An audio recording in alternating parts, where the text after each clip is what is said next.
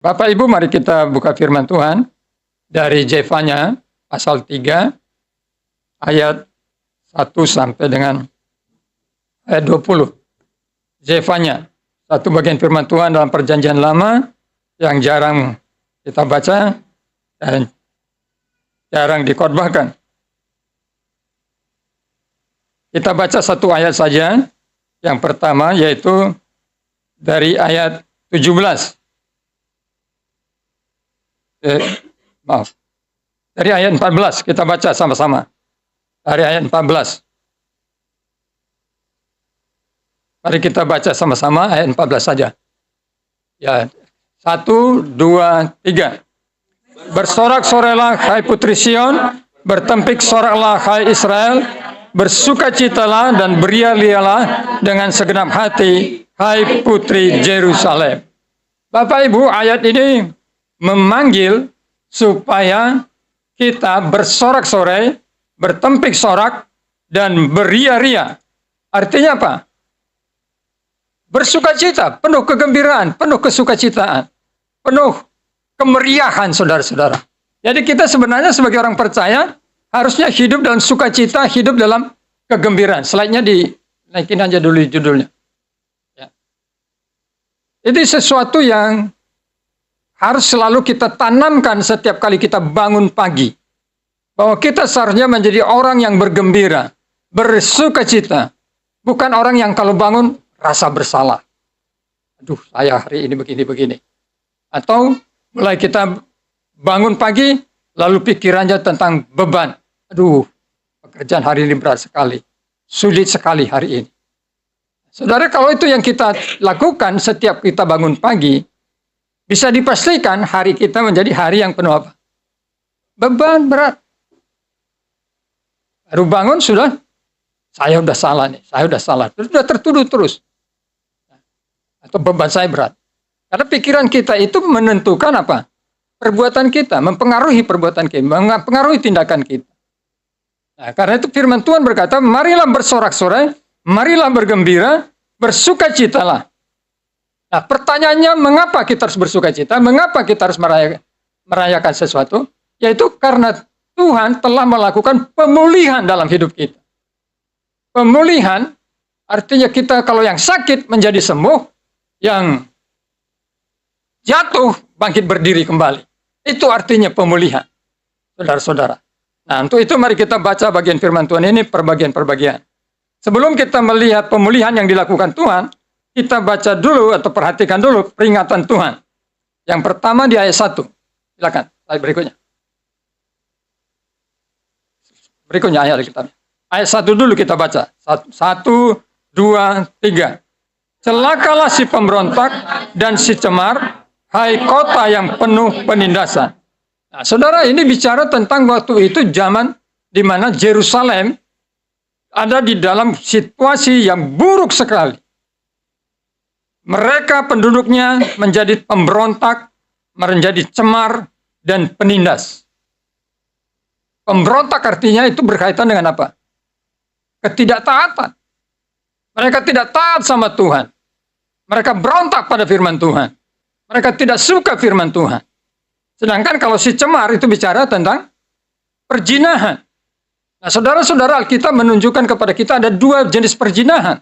Perzinahan yang pertama adalah perzinahan di mana selain percaya Tuhan, tapi percaya juga kepada roh-roh jahat.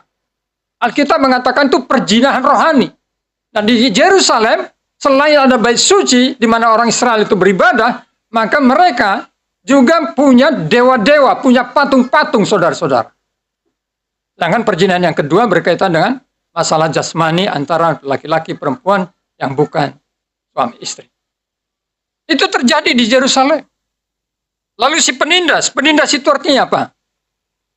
Orang miskin, saudara-saudara, tanahnya cuma 100 meter, orang kaya melihat bahwa tanah 100 meter itu strategis, dia beli. Orang si miskin ini tidak mau beli, maka dia pakailah dengan segala cara supaya si miskin ini harus jual tanahnya. Itu artinya penindas. Penindas artinya dia punya kekuatan, dia punya kekuasaan, tapi menindas orang yang tidak berdaya. Saudara-saudara yang kasih Tuhan, ini kota yang celaka.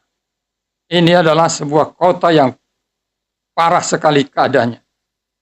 Mari kita baca ayat 2 sampai dengan ayat 8. Pelan-pelan kita baca. Ayat 2, 1, 2, 3. Ia tidak mau mendengarkan teguran siapapun dan tidak mendulikan kecaman. Kepada Tuhan ia tidak percaya dan kepada Allahnya ia tidak menghadap. Stop sampai situ. Nah, inilah artinya pemberontak. Ia tidak mau mendengarkan teguran siapapun. Kalau ditegur, wah dia marah. Dia merasa dirinya paling benar. Kalau ditegur Tuhan, dia marah sama Tuhan. Tidak mempedulikan kecaman. Kalau dengar khotbah yang keras, wah ini pendeta jodoh saya nih. Tidak seperti itu, saudara. Lalu kepada Tuhan ia tidak percaya dan kepada Allahnya ia tidak menghadap. Tidak percaya Tuhan, tidak menghadap, artinya tidak beribadah. Mengapa itu bisa terjadi? Karena ayat 3, mari kita baca sama-sama ayat 3 dan 4. 1, 2, 3. Para pemukanya di tengah-tengahnya adalah singa yang mengaum, para hakimnya adalah serigala pada waktu malam yang tidak meninggalkan apapun sampai pagi hari. Para nabinya adalah orang-orang ceroboh dan pengkhianat, para imamnya menajiskan apa yang kudus, memperkosa hukum Taurat. Nah, di sini ditunjukkan tentang 4 jenis pemimpin di dalam kota Yerusalem. Yang pertama yang disebut para pemukanya. Nah, para pemukanya ini berarti itu eksekutif, saudara. Pemerintah, gubernurnya. Ya. Waktu itu Raja orang Israel itu masih ada. Ya. Mereka dikatakan di sini seperti apa? Singa yang mengaum. Jadi penguasa digambarkan seperti singa yang mengaum. Kapan singa mengaum, saudara? Ketika mencari mangsa. Jadi mereka adalah mencari keuntungan sendiri.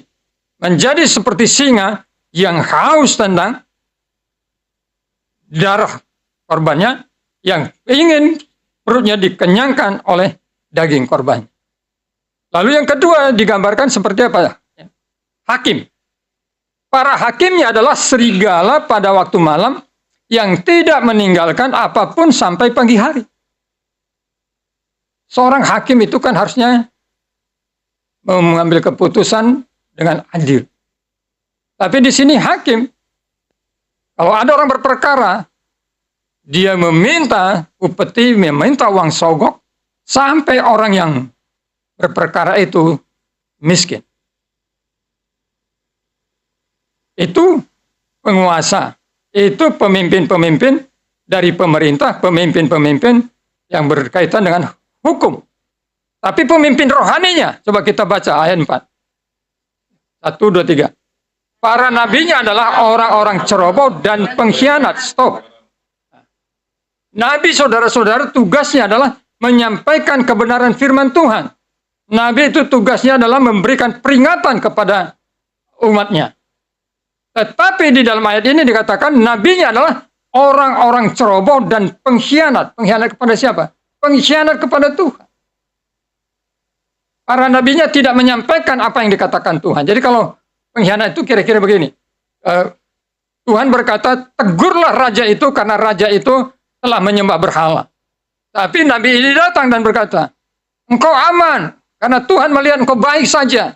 Tidak ada masalah. Tuhan maklum akan hal itu. Itu mengkhianati apa yang dikehendaki Tuhan. Tapi imamnya, mari kita baca. Ayat 4 bagian B. Para imamnya menajiskan apa yang kudus, memperkosa hukum Taurat. Saudara-saudara, menajiskan apa yang kudus itu berkaitan dengan tempat ibadah, saudara-saudara. Bagi orang Israel, bait suci itu sangat suci. Nah, saudara pernah berjalan di samping masjid? Ada tempat apa di situ? Bukan, tempat suci. Batas suci, saudara-saudara. Saudara nggak boleh pakai sandal masuk dan menginjak itu. Wah, bahaya besar itu. Saudara bisa dianggap penistaan. Bukan penistaan. Nah, begitulah bagi orang Israel, mereka lebih fanatik lagi. Tetapi para imam ini mencemarkan apa yang disebut hal-hal yang suci. Persembahan itu adalah persembahan yang suci. Tetapi dicemarkan oleh mereka. Tapi yang lebih parah lagi apa? Memperkosa hukum Taurat. Wah, ini istilahnya Alkitab loh, bukan istilah saya. Tahu artinya memperkosa hukum Taurat? Memaksa hukum Allah, memaksa firman Tuhan sesuai dengan selera para imam. Ya, saudara-saudara, itu bukan hanya terjadi dulu, sekarang juga terjadi. Peringatan Tuhan luar biasa. Coba kita baca ayat 5. Apa yang dikatakan Tuhan? 1, 2, 3. Tetapi Tuhan adil di tengah-tengahnya, tidak berbuat kelaliman. Pagi demi pagi ia memberi hukumnya. Itu tidak pernah ketinggalan pada waktu fajar. Tetapi orang lalim tidak kenal malu. Perhatikanlah situasi ini. Ada pemuka yang seperti singa mengaum di dalam kota. Tiap hari. Ada hakim yang seperti serigala ingin memangsa sampai habis. Kemudian ada nabi yang menjadi pengkhianat dan ceroboh. Ada imam yang memperkosa hukum Taurat dan menajiskan apa yang kudus di hadapan Tuhan. Tapi di tengah-tengahnya ada Tuhan. Tiap hari Tuhan hadir. Tiap hari Tuhan ada di situ dikatakan. Adil di tengah-tengahnya, tidak berbuat kelaliman. Pagi demi pagi ia memberi hukumnya. Itu tidak pernah ketinggalan pada waktu fajar.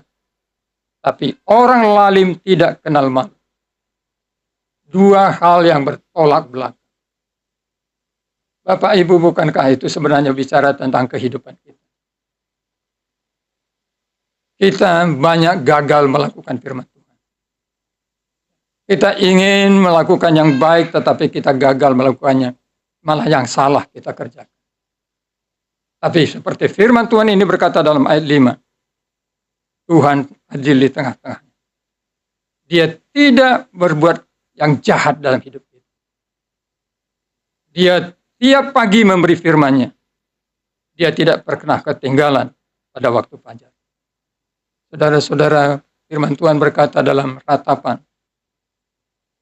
Kasih Allah itu baru setiap pagi. Rahmat dan kasih-Nya baru setiap pagi. Oh, itu indah.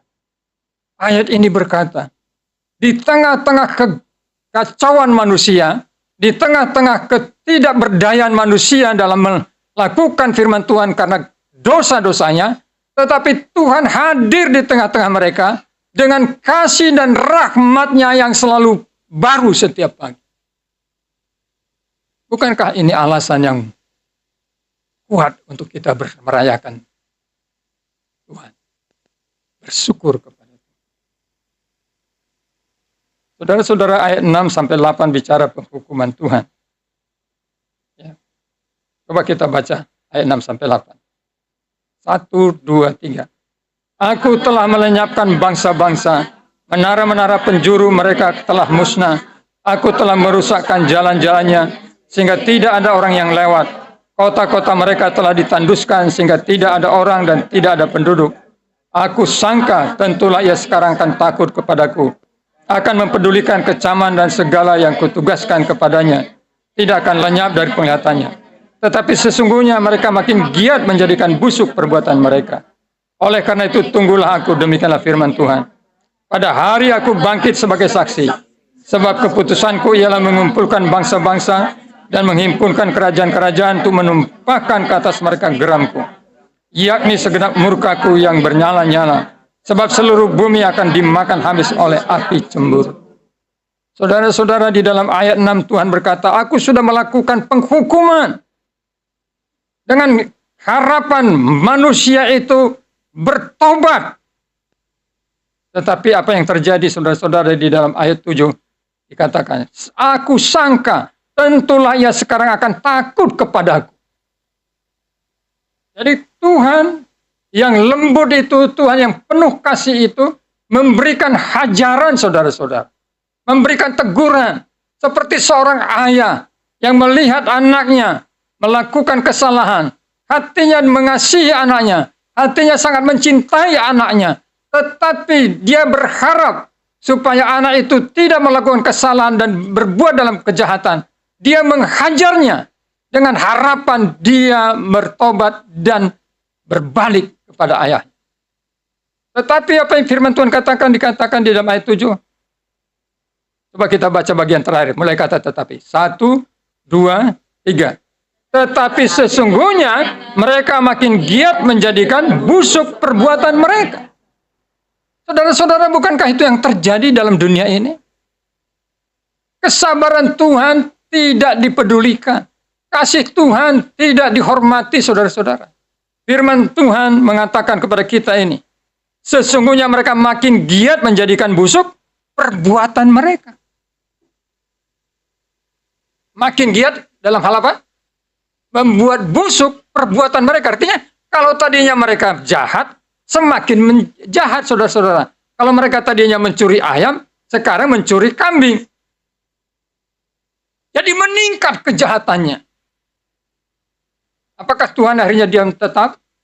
Ayat 8 berkata, di dalam ayat 8 bagian akhir berbunyi seperti ini. Segenap murkaku yang menyala-nyala, sebab seluruh bumi akan dimakan habis oleh api cemburu. Tuhan berkata, suatu hari, aku akan tunjukkan keadilanku, kemurkaanku, semua bumi akan hangus. Kapan itu terjadi? Ketika Yesus datang kedua kali. Tetapi Tuhan ini mengatakan begini. Kalau aku mengasihi engkau, kalau aku mempedulikan engkau, kalau aku sabar kepadamu, hendaklah engkau menjadi takut akan aku. Itu masuk daripada ayat 1 sampai 8. Saudara-saudara. Sekarang mari kita lihat apa pemulihan yang dilakukan Tuhan kepada kota yang jahat seperti itu. Mari kita baca ayat 9 sampai 13. Sampai dengan ayat yang ke-13. Kita baca sama-sama. 1, 2, 3. Tetapi sesudah itu aku akan memberikan bibir lain pada bangsa-bangsa, yaitu bibir yang bersih, supaya sekaliannya mereka memanggil nama Tuhan, beribadah kepadanya dengan bahu-membahu. Dari seberang sungai-sungai negeri Ethiopia, orang-orang yang memuja aku, yang berserak-serak, akan membawa persembahan kepadaku. Pada hari ini, engkau tidak akan mendapat malu karena segala perbuatan durhaka yang kau lakukan terhadap aku, sebab pada waktu itu aku akan menyingkirkan daripadamu orang-orangmu yang congkak, dan engkau tidak akan lagi meninggikan dirimu di gunungku yang kudus. Di antaramu akan hidup suatu umat yang rendah hati dan lemah, dan mereka akan mencari perlindungan pada nama Tuhan, yakni sisa Israel itu. Mereka tidak akan melakukan kelaliman atau berbicara sombong, bohong. Dalam mulut mereka tidak akan terdapat lidah penipu. Ya, mereka akan seperti domba yang makan rumput dan berbaring dengan tidak ada yang mengganggu. Tuhan berkata, tetapi sesudah itu, sesudah apa, saudara? Sesudah murka Tuhan dinyatakan, sesudah penghukuman diberikan kepada Yerusalem, aku akan memberikan bibir lain kepada bangsa-bangsa, yakni bibir yang bersih, supaya sekaliannya mereka memanggil nama Tuhan, beribadah kepadanya dengan bahu-membahu.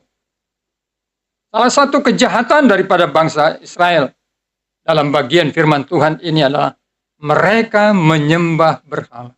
Mereka gagal dalam penyembahan yang benar kepada Tuhan. Dan Tuhan berkata dalam ayat 9 sampai dengan ayat 13, bahwa dia akan memulihkan ibadah bagi bangsa ini. Ibadah itu harus dimulihkan sebelum memulihkan hal-hal yang jasmani. Saudara-saudara yang dikasihi Tuhan, ini yang pertama yang Tuhan pulih. Izinkan saya bertanya kepada Bapak Ibu. Yesus sanggup nggak memberikan kita mujizat seperti untuk 5.000 orang dari 5 roti 2 ikan itu? Sanggup. Yesus sanggup nggak menyembuhkan penyakit yang sangat mengerikan seperti sakit kusta untuk kita hari ini? Yesus sanggup nggak membuat aman, tenang. Badai kehidupan kita seperti ketika para rasul ketakutan oleh badai Danau Tiberias itu. Tangguh. Kalau gitu, untuk apa Yesus mati? Kan Yesus melakukan mujizat, memberi makan 5.000 orang dengan 5 roti dan 2 ikan, tanpa harus disalibkan. Tuhan Yesus menyembuhkan 10 orang kusta, tanpa harus disalibkan. Tuhan Yesus menghardik angin topan, sebelum dia disalib. Tapi mengapa dia harus disalib? Untuk memulihkan hubungan kita dengan Tuhan. Memulihkan ibadah kita dengan Tuhan. Firman Tuhan mengatakan bahwa semua manusia telah jatuh ke dalam dosa, dan upah dosa itu adalah maut. Dosa membuat ibadah itu tidak lagi sampai kepada Tuhan. Karena itu Yesus harus mati di atas kayu salib, dan kematiannya itu menurut firman Tuhan adalah menjadi korban anak domba. Yesus adalah korban anak domba yang di dalam kitab Imamat dikatakan wajib dibawa oleh orang yang berdosa untuk pengampunan dosanya. Dan Yesus bukan korban anak domba yang secara jasmani, tetapi dia adalah korban anak domba yang datang dari Allah sendiri, sehingga semua dosa-dosa kita tuntas terbayar oleh kematian Yesus Kristus. Saudara-saudara, pemulihan hidup itu, kalau mau kita mengalami pemulihan, kalau Indonesia mau mengalami pemulihan, kalau ada keluarga kita mengalami pemulihan, pertama-tama adalah mereka harus dipulihkan dalam hubungan dengan Allah. Mereka harus dipulihkan dalam ibadahnya kepada Tuhan. Saudara-saudara, jangan pernah berpikir tidak ada kuasa dalam ibadah. Ada kuasa dalam ibadah. Ada kuasa dalam ibadah. Kuasa Allah besar. Berkat Allah besar dalam beribadah. Sehingga Tuhan di sini mengatakan, aku akan memulihkan dengan memberi bibir. Sehingga dikatakan bibir yang bersih. Supaya sekaliannya mereka memanggil nama Tuhan. Beribadah kepadanya dengan bahu-membahu. Tuhan mengatakan dalam ayat 11. Pada hari ini, hari itu engkau tidak akan mendapat malu. Karena segala perbuatan durhaka yang kau lakukan terhadap aku. Sebab pada waktu itu aku akan menyingkirkan daripadamu orang-orangmu yang ria congkak. Dan kau tidak akan lagi meninggikan dirimu di gunungku yang kudus. Tuhan membersihkan kehidupan yang congkak, yang sombong kepada Tuhan. Dengan cara mengusir orang-orang itu. Membinasakan orang-orang itu. Dan menjadikan orang-orang yang rendah hati. Ayat 12. Di antaramu akan kubiarkan hidup suatu umat yang rendah hati dan lemah. Dan mereka akan mencari perlindungan pada nama Tuhan.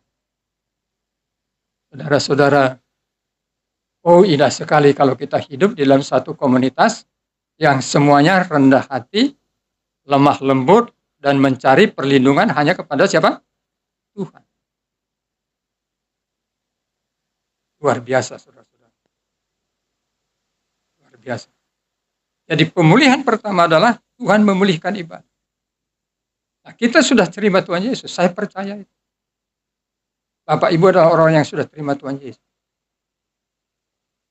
Tetapi apakah ibadah pribadimu masih hangat seperti pertama kali kenal Tuhan Yesus? Apakah engkau masih punya doa pribadi? Penyembahan pribadi? Kemarin saya beritahu bahwa penyembahan itu dimulai bukan dalam pelayanan. Sama juga dengan saya.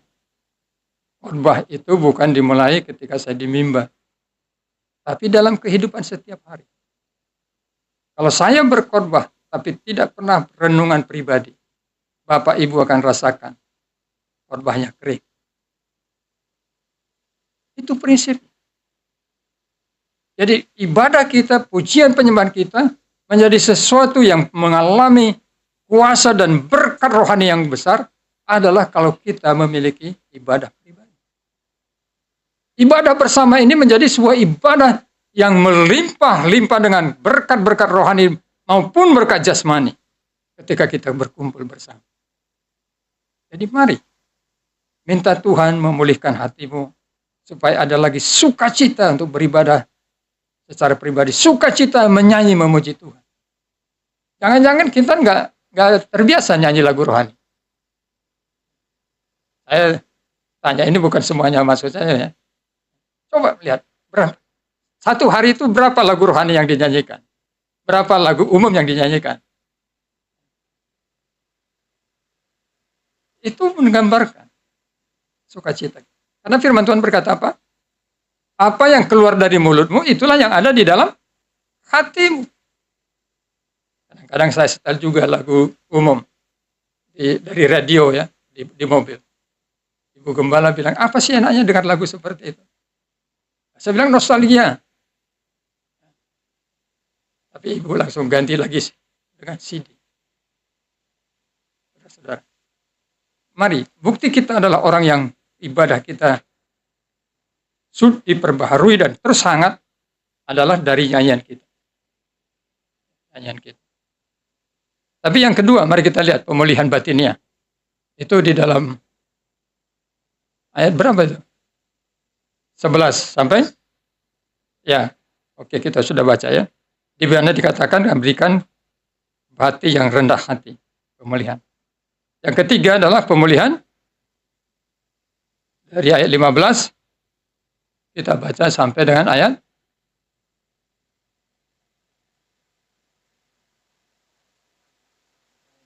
16. Mari kita baca sama-sama. 1, 2, 3. Tuhan telah menyingkirkan hukuman yang jatuh atasmu, telah menebas binasa musuhmu. Raja Israel, yakni Tuhan, ada di antaramu. Engkau tidak akan takut kepada malapetaka lagi. Pada hari itu akan dikatakan kepada Yerusalem, janganlah takut hai Sion, janganlah tanganmu menjadi lemah lesu. Saudara-saudara, dibebaskan dari hukuman. Kita telah dibebaskan dari hukuman. Salah satu yang membuat banyak orang Kristen hidupnya tidak bersuka cita adalah karena selalu melihat dirinya ada di hukum Tuhan. Tapi firman Tuhan ini berkata dan ayat 15, Tuhan telah menyingkirkan hukuman yang jatuh atas. Saudara-saudara, pasal 3 ayat 1 sampai 8 bicara tentang dosa Yerusalem dan betapa Tuhan murka terhadap dosa itu. Dan berkata, aku akan membinasakannya. Tapi di sini Tuhan berkata, aku telah menjauhkan, menyingkirkan hukuman yang jatuh atas. Artinya kita telah diampuni. Kematian Kristus itu telah tuntas membayar semua dosa kita. Yang perlu diselesaikan adalah dalam diri kita. Coba mari kita lihat di dalam 1 Yohanes 1 ayat 9. Tidak ada dalam slide. Ya, untuk kita bisa menyelesaikan diri kita di hadapan Tuhan. Supaya kita tidak terus berada di dalam rasa tertuduh, rasa terhukum. Karena kita telah diampuni oleh Tuhan. 1 Yohanes 1 ayat 9. Kita baca sama-sama. 1, 2, 3. Jika kita mengaku dosa kita, maka Ia adalah setia dan adil. Sehingga Ia akan mengampuni segala dosa kita dan menyucikan kita dari segala kejahatan. Jadi kuncinya adalah apakah kita mengakui dosa kita atau tidak. Di sini bicara tentang mengakui dosa, artinya saya menyesali perbuatan saya dan saya berjanji untuk tidak melakukannya lagi karena itu melukai hati Tuhan. Jangan seperti orang yang suka makan rujak. Waktu beli rujak, tukang rujaknya bilang, pedas, sedang, pedas sekali. Ya, itu kan. Jadi dia minta level 5. Ya, yang anak-anak muda yang suka makan gacoan tahu ya, saya belum pernah coba. Super pedas. Selesai makan itu bilang apa? Waduh, pedas. Saya nggak mau lagi. Tapi waktu kumpul lagi sama teman-teman, ayo beli mie, beli lagi. Udah enggak? Level 5. Itu namanya apa? Bertobatnya apa? Hanya sebentar. Tidak mengulang, dia mengulangi lagi. Nah, di sini dikatakan, jika kita mengaku dosa kita, apa yang dilakukan Tuhan? Kita baca sama-sama. Maka, ia adalah setia dan adil, sehingga yang mengampuni segala dosa kita, dan menyucikan kita dari segala kejahatan. Jadi kalau kita tidak berbuat dosa, kenapa kita merasa terhukum? Kalau kita tidak lagi melakukan kejahatan, mengapa kita terhukum? Kita seharusnya memiliki hubungan seperti yang dikatakan dalam Roma 5 ayat 1. Sebab itu kita yang dibenarkan karena iman, kita hidup dalam damai sejahtera dengan Allah oleh karena Tuhan kita, Yesus Kristus. Kita baca mulai kata hidup. 1, 2, 3. Kita hidup dalam damai sejahtera dengan Allah oleh karena Tuhan kita, Yesus Kristus. Kita hidup dengan apa? Damai sejahtera dengan siapa? Saudara, ini karena hukuman itu telah disingkirkan Tuhan, maka kita bisa hidup dalam damai sejahtera dengan Allah. Kalau kita hidup damai sejahtera artinya apa? Akrab, intim, bersahabat, seperti anak dengan bapak yang tidak lagi ada masalah. Bercanda bisa. Itu artinya hidup dalam damai sejahtera. Nah, saudara bisa lihat pengalaman saudara. Bagaimana saudara berhubungan dengan Tuhan. Bagaimana saudara berjalan dengan Tuhan setiap hari. Apakah saudara berjalan dalam damai sejahtera dengan Tuhan? Ataukah saudara merasa takut terhadap Tuhan dalam pengertian engkau dikejar rasa penghukuman? Saudara-saudara, itu yang luar biasa. Yang terakhir, mari kita baca ayat 17. Kembali kepada Jefanya, ayat 17 sampai 20. 1, 2, 3. Tuhan Allahmu ada di antaramu sebagai pahlawan yang memberi kemenangan. Ia bergirang karena engkau dengan sukacita. Ia membaharui engkau dalam kasih-Nya. Ia bersorak-sorak karena engkau dengan sorak-sorai. Seperti ada hari pertemuan raya. Aku akan bangangkan malapetaka daripadamu, sehingga oleh karenanya engkau tidak lagi menanggung cela. Sesungguhnya pada waktu itu aku akan bertindak terhadap segala penindasmu, tetapi aku akan menyelamatkan yang pincang, mengumpulkan yang terpencar, dan akan membuat mereka yang mendapat malu menjadi kepujian dan kenamaan ke seluruh bumi. Pada waktu itu aku akan membawa kamu pulang, yakni pada waktu aku mengumpulkan kamu, sebab aku mau membuat kamu menjadi kenamaan dan pujian di antara segala bangsa di bumi, dengan memulihkan keadaanmu di depan mata mereka.